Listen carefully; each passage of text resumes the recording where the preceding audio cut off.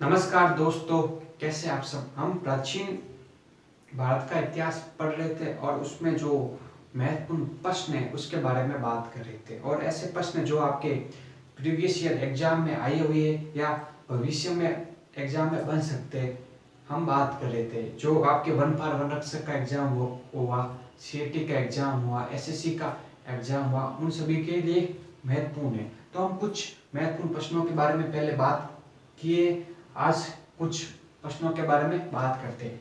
तो सबसे पहला प्रश्न है कि सिंधु सभ्यता में जो ईंटें थी ना, उनका अनुपात क्या था। ध्यान रखना 4:2:1 के अनुपात में थी। सीधे प्रश्न आता है कि सिंधु सभ्यता में जो ईंटें थी उनका अनुपात क्या था, तो ध्यान रखना 4:2:1 के अनुपात में थी। और हड़प्पा से जो आपके सिंधु सभ्यता में स्वास्तिक का चिन्ह मिला, चक्र का चिन्ह मिला और क्रॉस का भी चिन्ह मिला। तो कभी कभी प्रश्न आ जाता है कि सिंधु सभ्यता के बारे में सही कथन है या असत्य कथन है, ये पॉइंट देके आपसे पूछ सकते हैं, तो ध्यान रखना। तो आपको सिंधु लिपि के बारे में ध्यान रखना कि ये भाव चित्रात्मक लिपि थी, दाई से बाई ओर लिखी जाती और 64 मूल चिन्ह थे। एक बार एग्जाम में प्रश्न आया कि सिंधु सभ्यता की जो लिपि थी ना, उसमें कितने मूल चिन्ह थे, तो ध्यान रखना 64 मूल चिन्ह थे। कौन सी लिपि थी, भाव चित्रात्मक लिपि थी। और कैसे लिखी जाती, दाई से बाई ओर लिखी जाती। और लगभग इसमें माने तो 250 से लगभग 400 के आसपास 475 अक्षर थे।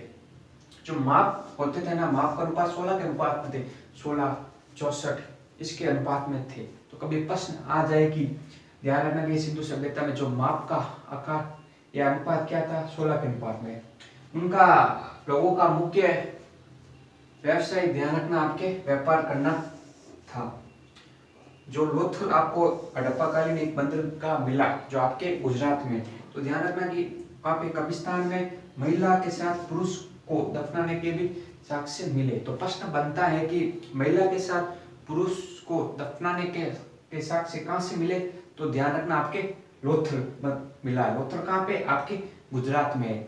और हड़प्पाकालीन एक बंदरगाह, और यहीं से हाथीदांत का भी प्रमाण मिला है लोथल से। तो लोथल के बारे में ध्यान रखना है। लोथल आपके गुजरात में हाथीदांत का प्रमाण मिला है, हड़प्पाकालीन बंदरगाह है और कब्रिस्तान मिला जहाँ महिला के साथ पुरुष को दफनाने के भी साक्ष्य मिले हैं। तो ठीक है, ध्यान रखना। तो सिंधु लोग शहरी थे, नगरीय सभ्यता थी और मकान ईंटों से बनाए जाते थे। तो ध्यान रखना, सिंधु सभ्यता लोग शहरी थे, नगरीय थे और मकान ईंटों से बनाए जाते थे। कपास की खेती सिंधु सभ्यता में देखने को मिलती है। और जो सिंडस व यूनान के लोग थे, लोग कपास को सिंडस कहते थे। कभी प्रश्न बन जाए तो ध्यान रखना कि जो अपने यूरोप और यूनान के लोग कपास को सिंडस कहते थे। और सर्वप्रथम कपास की खेती सिंधु सभ्यता में देखने को मिलती। जो रोमन बस्ती के साक्ष्य मिले तो पांडुचेरी के निकट एक जगह है अरिकामेडु। तो कभी प्रश्न आ जाए कि रोमन बस्ती के काम से साक्ष्य मिले पांडुचेरी के निकट एक जगह है अरिकामेडु। और सिंधु सभ्यता का अगर समय का निर्धारण की बात करें तो ध्यान रखना, रेडियो कार्बन C14 के अनुसार 2400 से 1700 ईसा पूर्व इसका समय है। हाथीदांत के मैंने बता दी कि लोथल में। अभिलेखों के अध्ययन को क्या कहते हैं, एपिग्राफी कहते हैं। कभी प्रश्न आ जाए कि चार आपको ऑप्शन दे दे कि मिलान कीजिए, तो ध्यान रखना कि अभिलेखों के अध्ययन को एपिग्राफी कहते हैं। मनुष्य ने सर्वप्रथम तांबा धातु का प्रयोग किया और जो औजार बनाया वो थी आपके कुल्हाड़ी। आग का आविष्कार पूरा पाषाण काल में हुआ और पेय का आविष्कार नवपाषाण काल में हुआ। तो ध्यान रखना कि यहाँ से प्रश्न बन सकता है। तो एक बार मैं आपको वापस रिवीजन करवा देता हूँ।